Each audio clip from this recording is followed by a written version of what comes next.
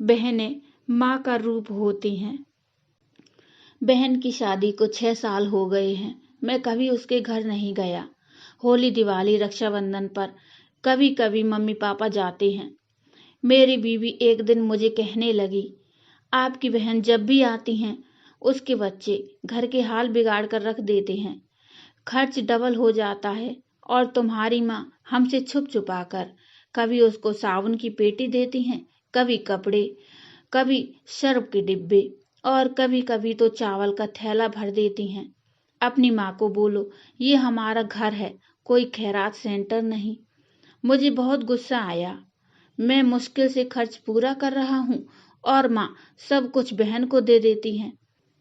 बहन एक दिन घर आई हुई थी। उसके बेटे ने टीवी का रिमोट तोड़ दिया। मैं माँ से गुस्से में कह रहा था, माँ बहन को बोलो कि यहाँ रक्षाबंधन पर आया करे बस। और ये जो आप साबुन, सर्फ और चावल का थैला भर देती हैं ना, उसको बंद करें सब। माँ चुप रही, लेकिन बहन ने मेरी सारी बातें सुन ली थी। बहन कुछ न बोली। 4 बज रहे थे। अपने बच्चों को तैयार किया और कहने लगी, भाई मुझे बस स्टॉप तक छोड़ आओ। मैंने झूठे मुंह कहा, रह लेती कुछ दिन और, लेकिन वह मुस्कुराई। नहीं भाई, बच्चों की छुट्टियां खत्म होने वाली हैं।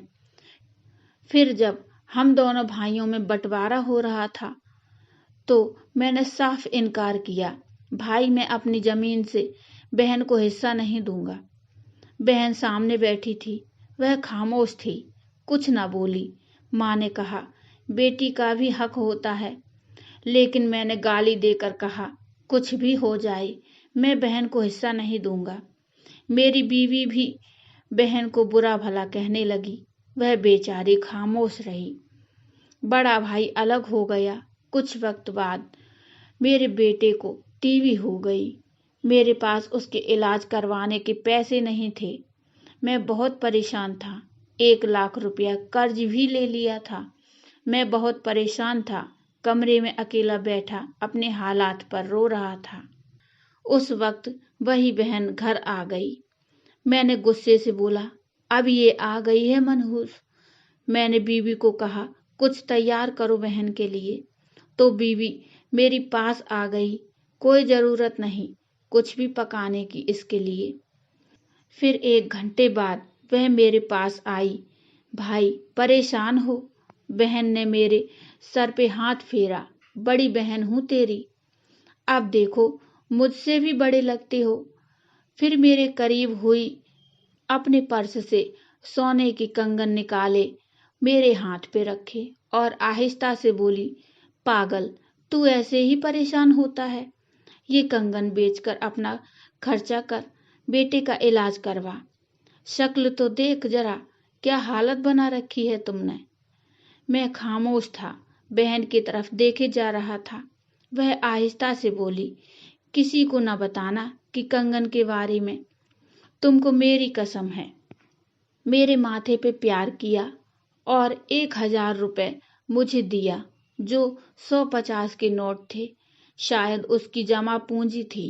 मेरी जेब में डालकर बोली, बच्चों को कुछ खाने के लिए ला देना, परेशान ना हुआ कर। जल्दी से अपना हाथ मेरे सर पे रखा, देख तेरे बाल सफेद हो गए। वह जल्दी से जाने लगी। उसके पैरों की तरफ मैंने देखा।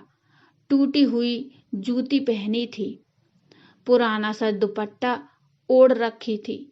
जब भी आती थी वही दुपट्टा ओढ़ कर आती थी। हम भाई कितने मतलब परस्त होते हैं, बहनों को पल भर में बेगाना कर देते हैं और बहनें भाइयों का जरा सा दुख बर्दाश्त नहीं कर सकती। वह हाथ में कंगन पकड़े जोर जोर से रो रहा था। उसके साथ मेरी आंखें भी नम थीं। अपने घर में भगवान जाने कितने दुख सह रही होती हैं। कुछ लम्हा बहनों के पास बैठकर हाल पूछ लिया करें, शायद उनके चेहरे पे कुछ लम्हों के लिए एक सुकून आ जाए।